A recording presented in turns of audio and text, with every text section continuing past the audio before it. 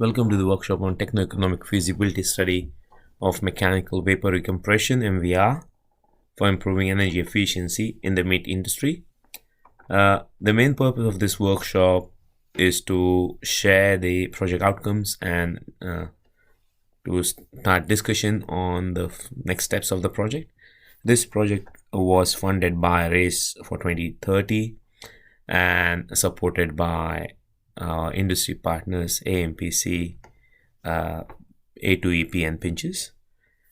Project team had research fellow Dr. Jack Hill, Associate Professor Abhijit Date, and then we have got Dr. Petros Lapas, Matthew Deegan, David Pinches, and Gerard Leake as the project team.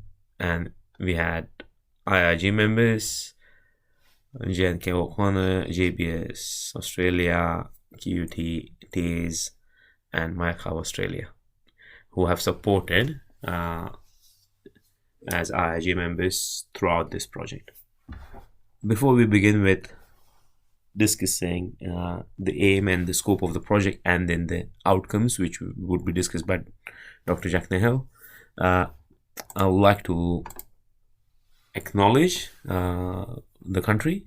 So me as well as RMIT University acknowledges the people of Waimārang and Bunurong language groups of the Eastern Kulin Nation on whose unceded lands we conduct the business of the university.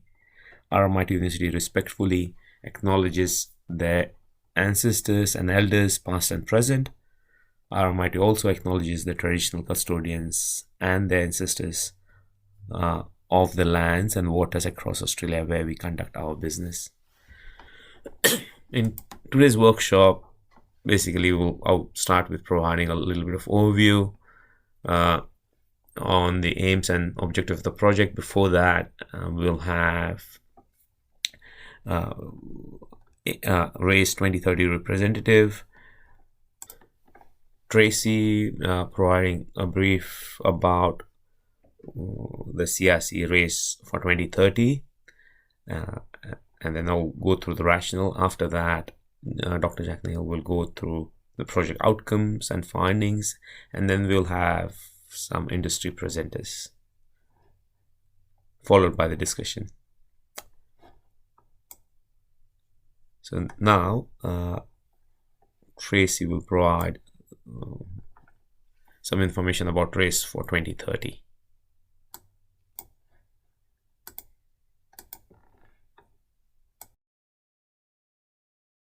To reduce carbon emissions and save energy costs, although initially with some technologies we understand that in the initial stages they will probably need some capital support until we get to the sort of learning stage where they're much more cost effective. Next slide. So we have a number of research partners spread around Australia. RMIT, who hosted this project, is one of them. We also have Monash in Melbourne, Griffith and QUT in Queensland, UNSW UTS in Sydney, Uni of SA and Curtin University, as well as CSIRO. But all our research partners are involved in projects throughout the country. It's not location specific. Next slide. We have 5 distinct research programs. This project was hosted within the Race for Business research theme, which myself and Drew Wiseman, who's also on the workshop online, is working. We've had a restructure, so moving forward we have 2 main research themes: digitalising industry, which has a particular focus on both Industry 4.0, machine learning and flexible demand, and decarbonising business and supply chains, which covers this project. Next. So we have over 80 partners, which represent a whole range of different companies, particularly in the energy space. We have, as well as having state and various federal government agencies that are involved as partners contributing cash to projects. And we also have a wide range of industry associations like APC, who co-funded this project, who in some instances provide IP and technical support, and in other instances can actually contribute cash as well. Next slide. So that's it from us. We're always keen to support directly relevant industry research like this project, and very interested in hearing the outcomes and next steps. Now, I'll give you a little bit of background on the current project, which is a feasibility study. And the project started with the discussion on the amount of thermal energy that is being used in meat processing industry, and the project rationale was in meat processing industry or general broader food industry. There's a large use of steam for processing, and this high temperature steam a lot of times when after using is wasted or exhausted to the atmosphere at about 100+°C. In some cases, that steam is recycled, like some of the thermal energy is recycled to create hot water for cleaning or some low temperature applications. But then, if we can extract the latent heat from that steam and reuse it using mechanical vapor recompression, that would make the process a lot more efficient. That was a thought and a discussion around that, and that's what motivated us exploring and finding whether it's possible to use MVR and heat pumps for supplying process heat. So opportunities, what we have in meat processing industry, we looked at two different types of processes: dry rendering and wet rendering. Within dry rendering, the schematic that you see here, in the this dryer, or sometimes it's a combination of a cooker and a dryer, steam is supplied at fairly high temperature, about 160°C, and then exhausted out at around, or the vapors which are coming out, which are the water content from the meat, which is evaporated, which will also have some volatiles in there, coming out at about 90, 100°C, or even 110°C. And so the idea was to see and explore whether we can extract latent heat from that vapor component, which has got volatiles in there as well as water vapor in there. At the same time, this steam, because in a dry rendering process, steam goes through the main thermal energy, so steam goes through the jacket and comes out at a low temperature. Most of the times it's condensed, but extracting thermal energy from there as well, and either flashing that low temperature water, when I say low temperature, lower than the inlet temperature, flashing into a vacuum chamber like a flashing tank, and then using some kind of a compression process to compress it and superheat it and supply back to the cooking process.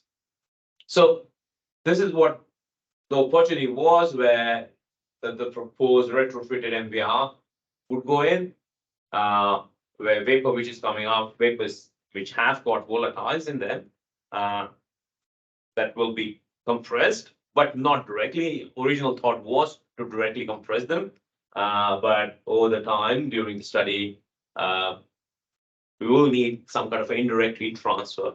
So we'll need some heat exchanges right after the vapor process in there, right around there, to transfer thermal energy to pure water. And then we'll have flashing tank, we'll have then mechanical vapor recompression, some kind of compressor setup. Now Jack will go through the details. We have further through the study, we have found out that we will need heat pumps as well.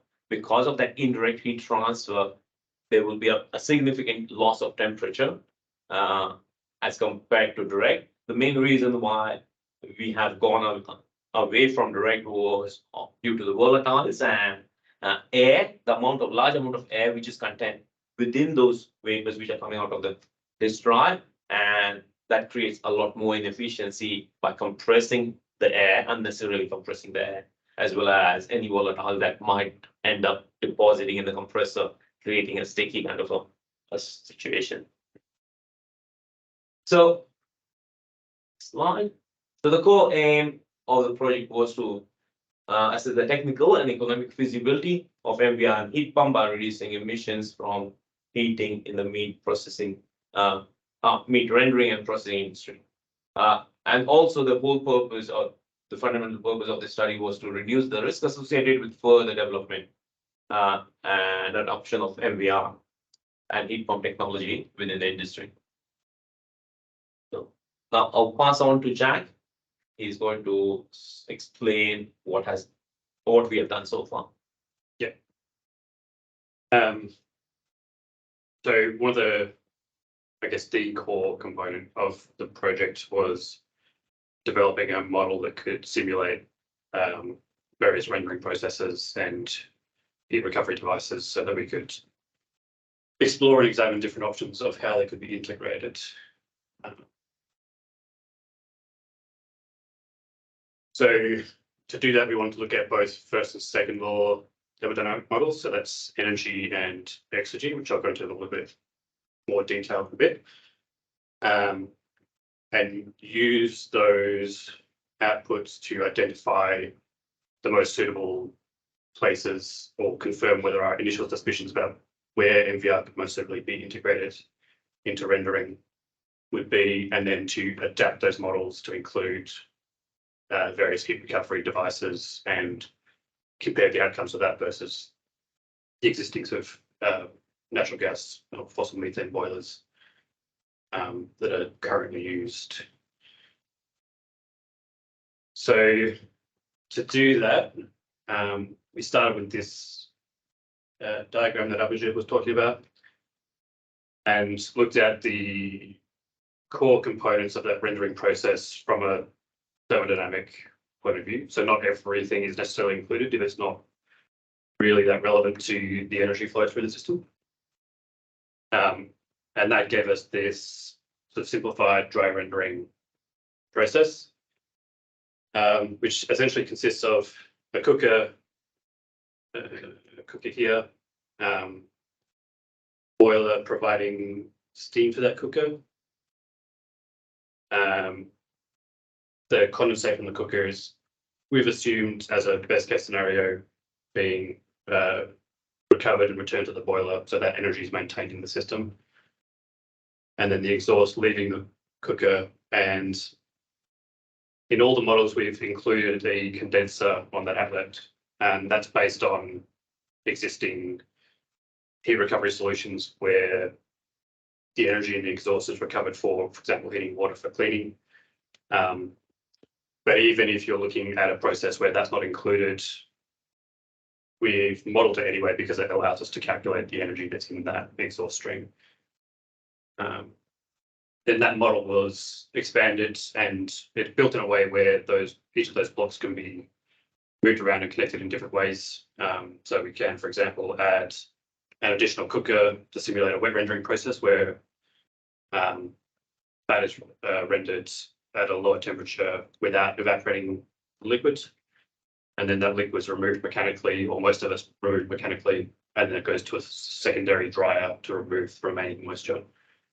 And also to add things like heat pumps and MVR in different locations. MVR just being essentially steam compressors in this case. So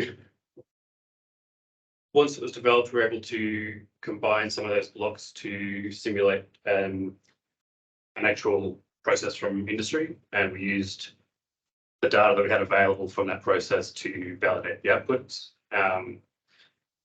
There were a few holes in that data that we had to fill with some assumptions, which is what's accounting for this range in the errors there. But you can see it's reasonably good at approximating the steam and gas consumption for an actual rendering process.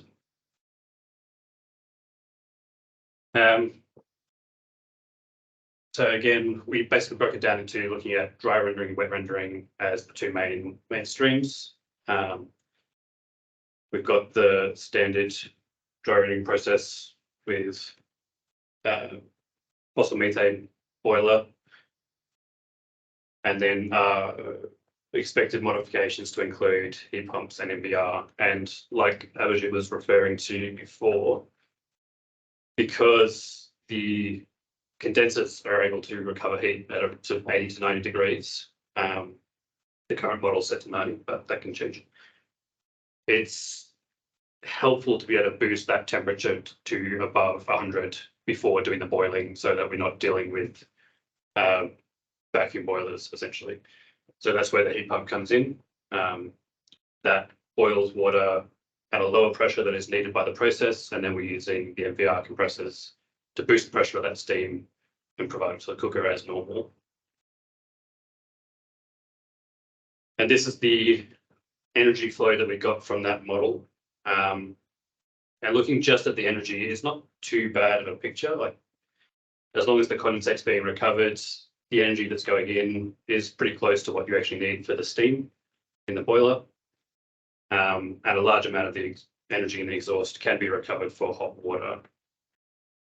However, when we look at the second law, so the exergy, and for those that are familiar, that's essentially a measure of how useful heat is for producing work, and it's typically related to the temperature. But you can see that a lot of the quality of the energy that's going into the system is immediately lost just by combusting fuel. And then again, looking at the energy recovered by typical existing heat recovery solutions is quite a low quality compared to the rest of the process. So that was where we looked at recovering that heat and upgrading it and trying to reduce this exergy loss from the natural gas combustion. And that results in a system like this. So this is the second process flow diagram with the heat pump and the MVR included. And you can see the energy in exhaust is recovered by the heat pump and used to boil liquid at low pressure, which is again recovered from the condensate returning from the dryers or the cookers. And that's then boosted using some more electrical energy input with steam compressors to the required pressure for the process. And if we look at the exergy flow for this system, you can see it's much more balanced, I guess. So the exergy going into the system is much closer to what's actually needed for that process, and there's no large amounts of exergy being destroyed in the same way as you get with the natural gas system. And similarly, we did essentially the same thing with the wet rendering process. We did look at a few options, but most of the energy, again, in this system is leaving the system via the exhaust. There's not a huge amount of opportunity to recover the heat from the liquid that's being extracted mechanically. There's some heat there, but in a liquid state, it's hard to do much with. So we essentially looked at doing the same thing, but just with the exhaust from the final dryer process. But otherwise, the details of that system are essentially the same as the previous system. And this is where it gets, this is where the differences in those systems come in. So looking at, again, the natural gas-fired boiler, you can see, assuming both the cooker and the dryer are fed by steam, you have a central boiler providing steam to both systems. Some of that energy gets transferred from the initial rendering cooker to the dryer in the solids that get fed from one process to the other. But then again, the largest amount of energy leaving the system is in the exhaust from the dryer. Where that differs from when we start adding the heat pumps and MVR into the system is that because of the improved efficiency of that wet rendering process from an energy perspective, there's not actually enough energy in the exhaust stream with the heat pump to provide all the energy that's needed to evaporate the water for the steam generation. So you do need an additional heat source, and for this project, we've assumed that's done electrically because that allows us to decarbonize it. but it does reduce the overall CFP of the system, so the coefficient of performance, to 1.8 compared to 3.2, which was for the dry rendering process.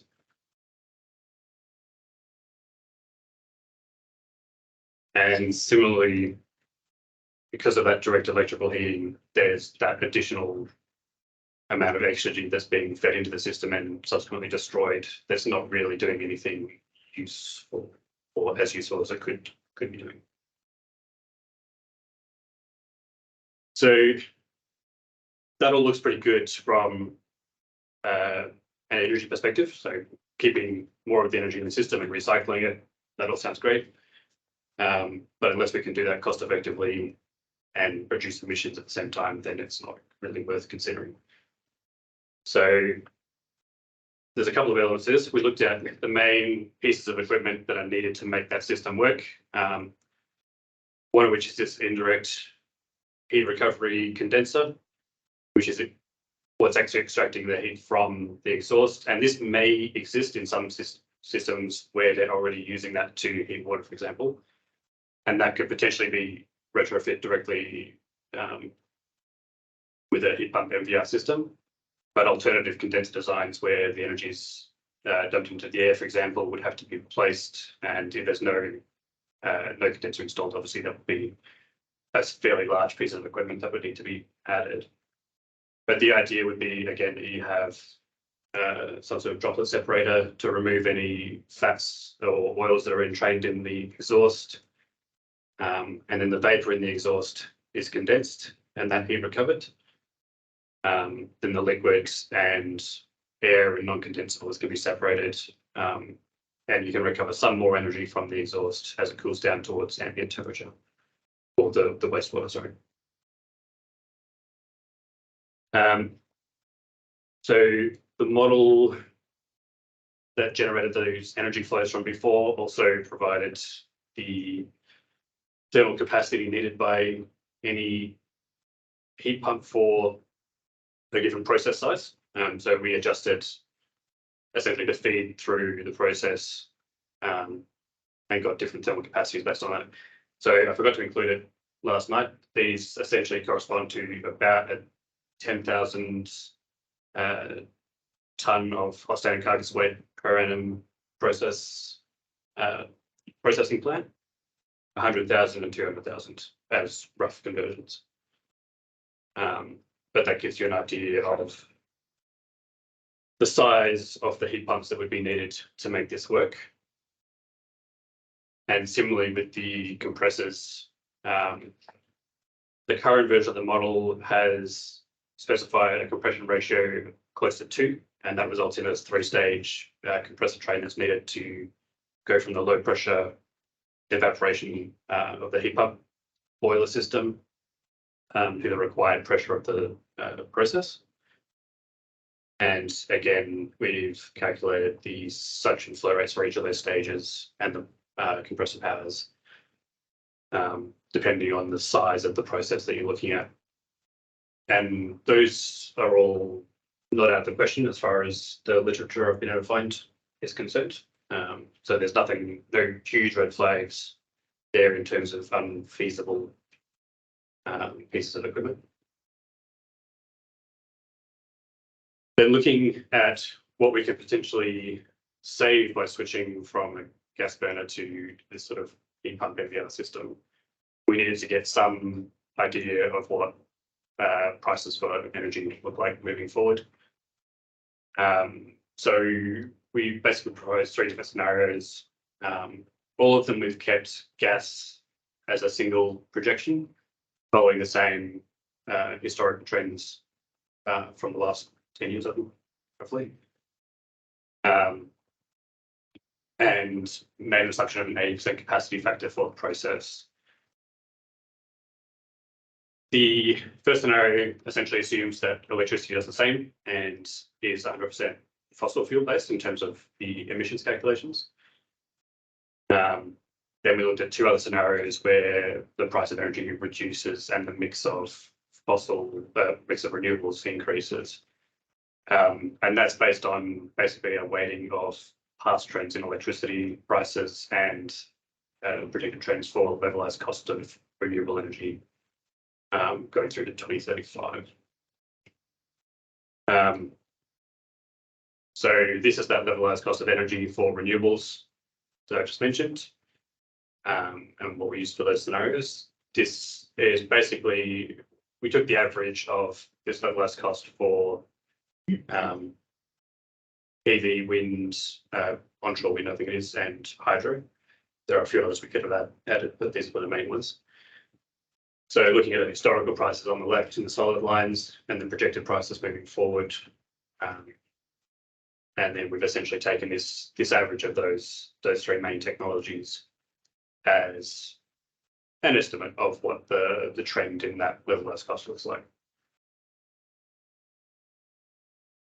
And that then gives us the three scenarios I was talking about. And the most important aspect of these comparisons is the difference between electricity and gas. So the absolute values of these prices, while they're important, they're not the most important aspect of this section of the project.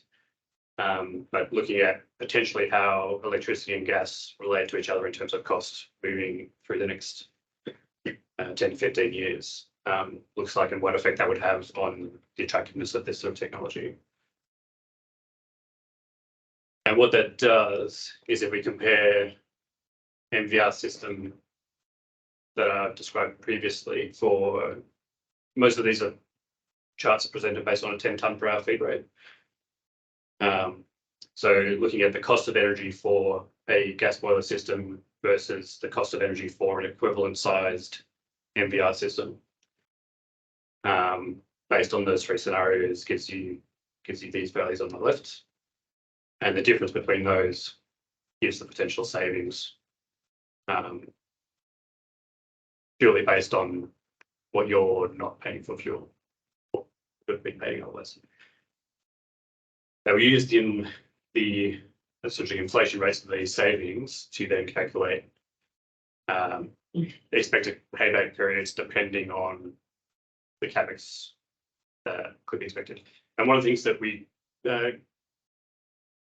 ran into in the latter half of this project is that estimating accurate project capital costs with the information that we had was not particularly feasible, which is what led us to this approach where we're looking at payback periods for a range of capexes, and then based on industry's experience with previous projects, you could make an educated guess of what you would need to spend to do something like this, and get an idea of what the payback period might be, keeping in mind the scenarios that we're looking at.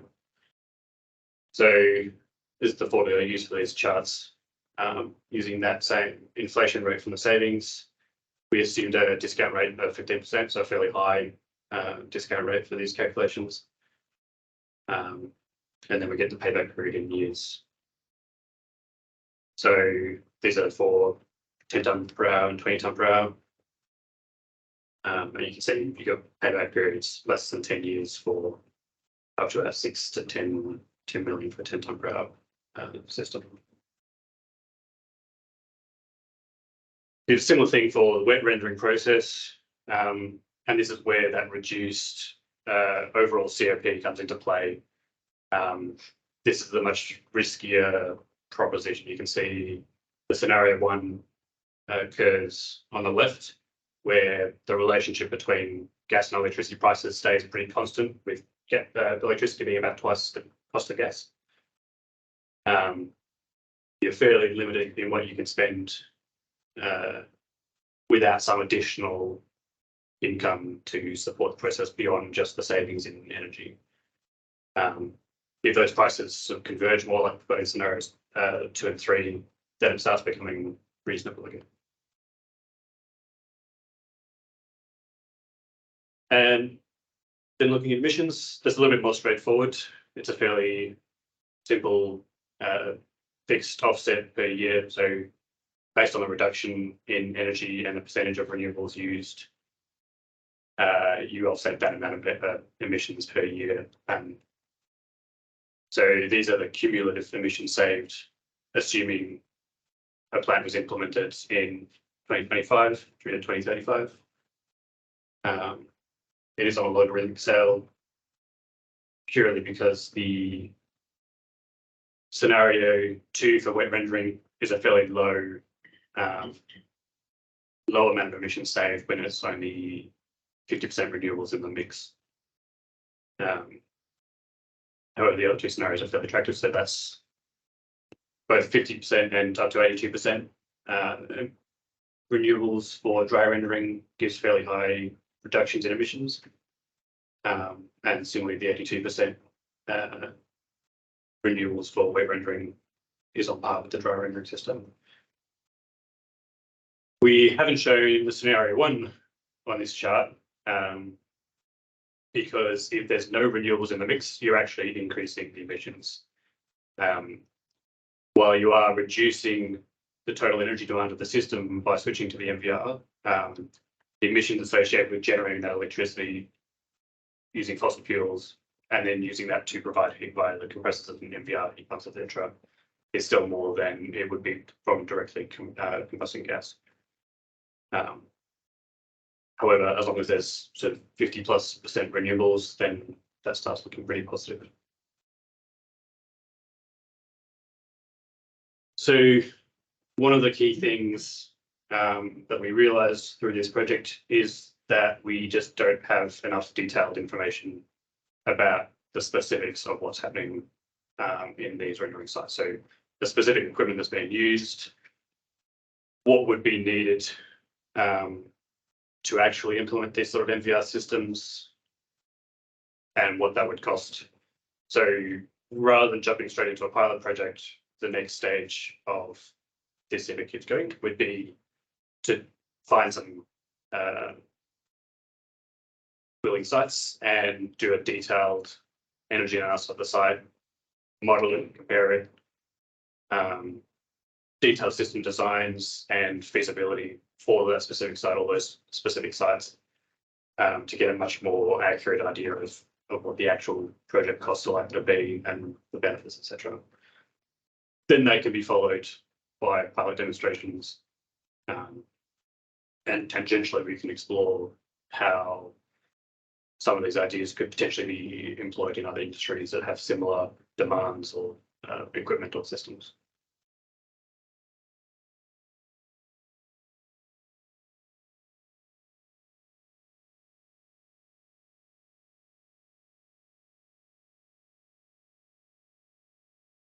Perfect. So screen is on. I hope you can hear me well. Thanks for introducing me. I will quickly introduce our company, what we do, our expertise and experience with MVR. And then I will get into details of advantages of the blower design, what we manufacture. And I will show some reference cases and also some samples, calculations which might fit in this industry or in different industries as well. And yeah, throughout when I'm presenting, you're free to interrupt and ask all the time. If not, I will rush through fluently, hopefully not exceeding the time limit. And yeah, I will get to that for a while. So Pillar as a company was founded in 1909, so we are more than 100 years old already. And nowadays we have around about 450 employees, which number is rising as with the order entry, what we have year per year at the moment. So last year we exceeded the revenue of 100 million euros, and that's rising. So business actually, especially for MVR, is very popular at the moment, and it's our business as well. We have installation or offices and subsidiaries worldwide. And what you can see on the bottom right here in Australia, the office in Brisbane, this is what I started up beginning of this year. Okay, now I want to jump into heat pump systems and where we fit in with our equipment. There are different types of how heat pump systems work. We are in the area where vapor is to be compressed, and then especially steam, and we are compressing the steam basically. We have installations where we are also compressing other vapor coming out directly. But then, as you were explaining earlier, when there's no air involved, as this is not very good for the process at all, ethanol evaporation, for example, stuff like that. That's where we are in this one. Okay, and you explained that quite good. What are the heat pump systems and what is the purpose? I guess here are many more experts than we are with our company, but to give you a rough glance of where we see or where we find us, there's the compression cycle with steam as a refrigerant. That was in your sample as well. So you flash that with an evaporation system, and then the generated steam out of that is to be compressed and then forwarded either back to the process or for other processes in the net. Same basically is for the open loop heat pump, for regular MVR systems in evaporation or crystallization processes. Same thing, vapor coming out of the process will be regenerated and compressed to a higher heat source. Exactly what you are intending to do, that's retrofitting units. And you can see that in these Sankey charts. On the left-hand side, usually what you do is you put in lots of energy resources, fossil fuels, etc., and you get out lots of waste heat at the end, which is simply waste. Instead of doing that, there are possibilities to implement heat pumps, as with your thoughts. And instead of using high energy resources, you can use either renewable energy or less resources from fossil fuels. And what you see at the end, the waste heat coming out of that is fairly low. We as our company had many references already over the past decades, basically in petrochemical industry where it started, in areas where energy costs were very high. Nowadays, energy cost is not the sole driver anymore. Environmental regulations, they step in a lot as well. So basically, it's not only the ROI, it is the CO2 reduction which drives that.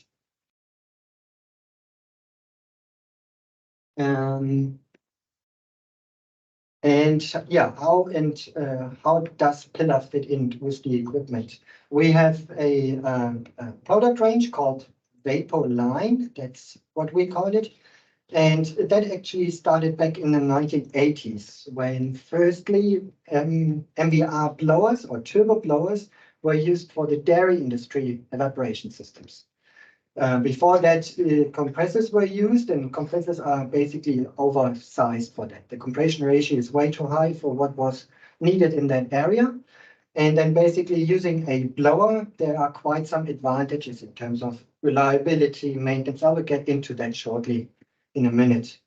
But yeah, basically what we see is that in many processes, a performance range is needed.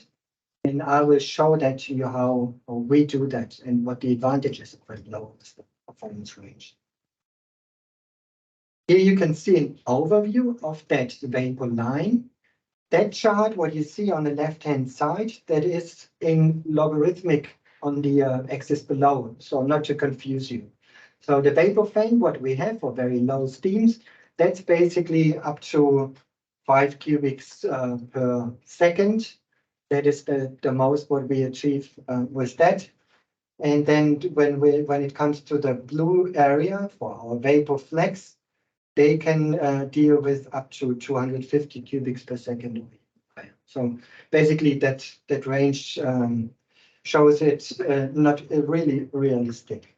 And also what we see here, the mass flow and the temperature rise is stated for ambient conditions. So at 100 degrees C, saturated still. Now back to the single units, what we have, the Vapour fan, the small one, is designed for up to 160 kilowatt. And you can see that that is a vertical design. Pillar has built its own drive system for that. You can see the tip speeds, what we are able to achieve, up to 330 meters per second. And with that, the pressure ratio is less than with a compressor. but in higher pressure areas, even up to 1.5. You can see already on the chart on the left, in ambient condition, it's not that much. It's around about 1.3 what we are able to achieve, so roughly 10 Kelvin in single stage. Then when it comes to vapor flex, as I said, we are able to achieve a remarkable volume flow, what we are able to deal with. All in all, that's why it's called flex. We have about 25 different impeller types and then in different sizes. So several hundred different possibilities to match the performance perfectly to the required duty and achieve best possible efficiencies. And our latest development was the Vapour Max on the right-hand side on the right and in the center on that chart. That achieves higher compression ratio. At the end, basically, it's more or less a hybrid of combining the advantages of a blower and a compressor. But with that, we achieve around about 20 Kelvin in ambient conditions. Now I want to jump into the performance and the advantage with the blower design. Basically, every compression unit works with a flow coefficient. And in the center, the golden line in the middle, you can see the best possible flow coefficient, the optimum phi, what we call it. And you can see to the right and also to the left for turn down, we have quite a good possibility for different duty points and turn down cases. And also what you can see at the bottom, we are not losing much of efficiency in that case. This sample here, what we can see, that is for I would say, intermediate blower with a 2-meter impeller. And you can see already that we achieved around about 10 Kelvin. And what you also see is that we always strive to achieve or hit the physical limits. And that is what you can see. Even though the tip speed would be higher, there are certain other cases like Mach numbers, stuff like that, what we have to consider not to make the units or to make the unit reliable and operating. And yeah, getting to reliability, what it needs to build impellers like that, dealing with very high tip speeds, high pressures, and then aggressive media like steam. That is skills in handcraft, what we are doing. It's hand welded, basically, the impellers. And as I said, our experience is over 100 years old, but also when it comes to such blowers, they are operating for decades. You can see that here on the left-hand side, there's a sample. Those blowers on the bottom, they are operating since 40 years now. And basically, it's the same with our MVR blowers. They are designed for lifetime.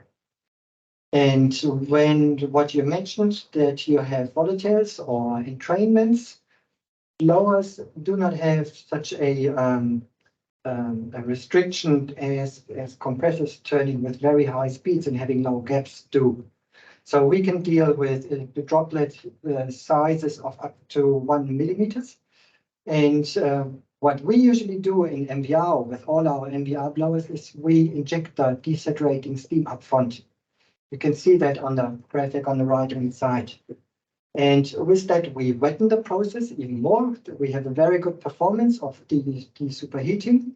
And yeah, we're flushing through basically cleaning the impeller. That's what.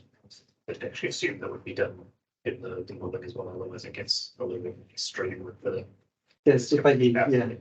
Yeah. Usually when there's the use of compressors, they are doing that on the discharge side, right up from the heat transfer area. And also we are operating 100% oil-free. So usually with our designs, we have a bearing system or overhang wheel designed, and then the bearing system is apart from the process media.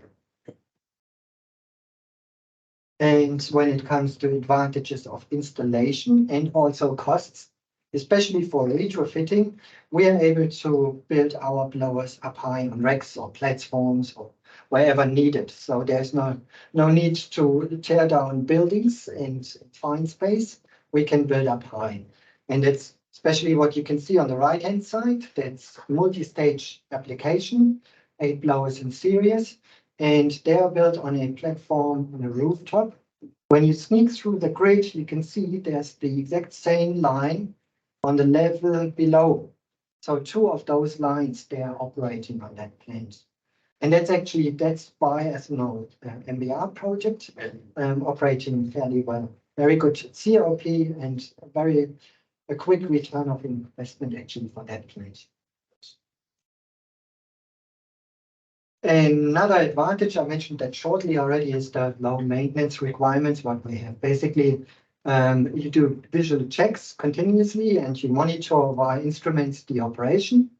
But apart from that, you only do oil monitoring basically every year. Replace the oil of the motor bearings and our bearings, or the grease, depends on what we have.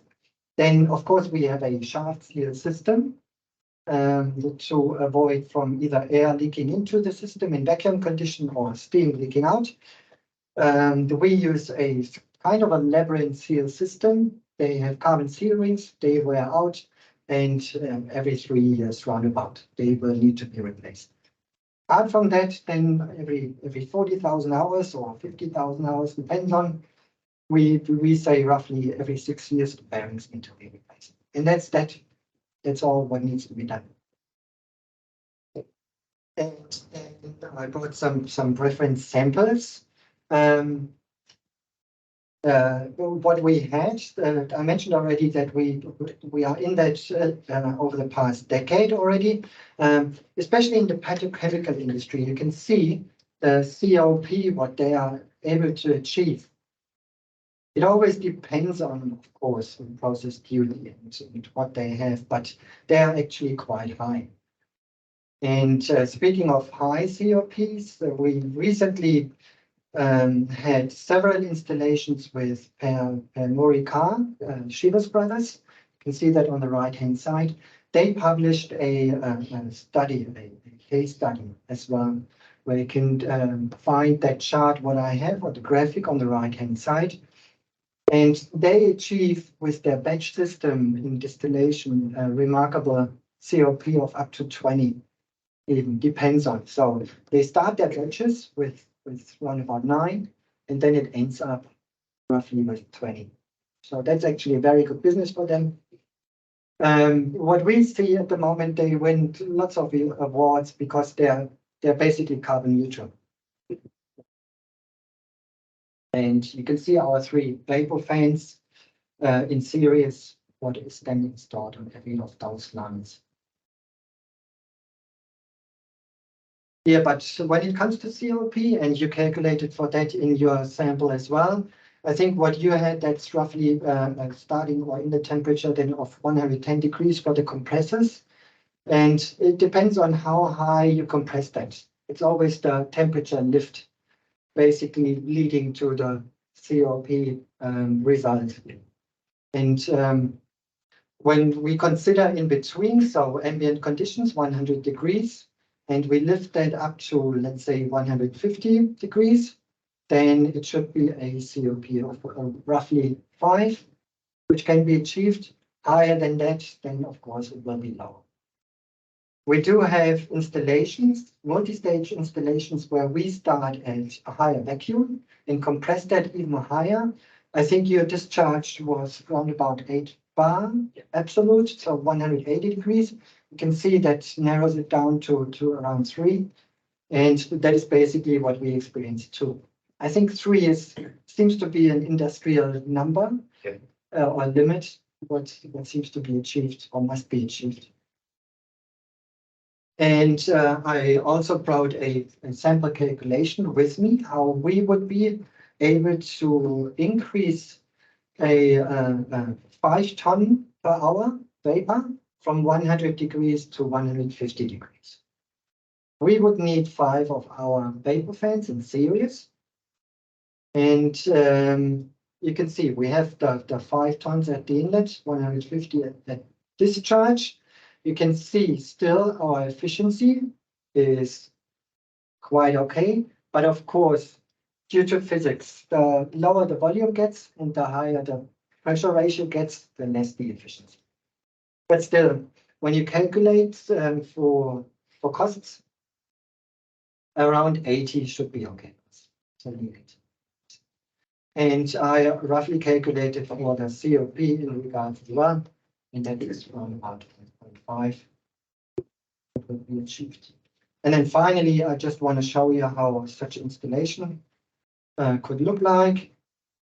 We will call that vapor station then, such, and those would be the 5 vapor fans in series connection, quite narrow, being possible to attach. As I said, they can be set up high on racks. You can build them in between. You can put them on separators. That's not of an issue. Yeah, actually, that's what I brought in for today.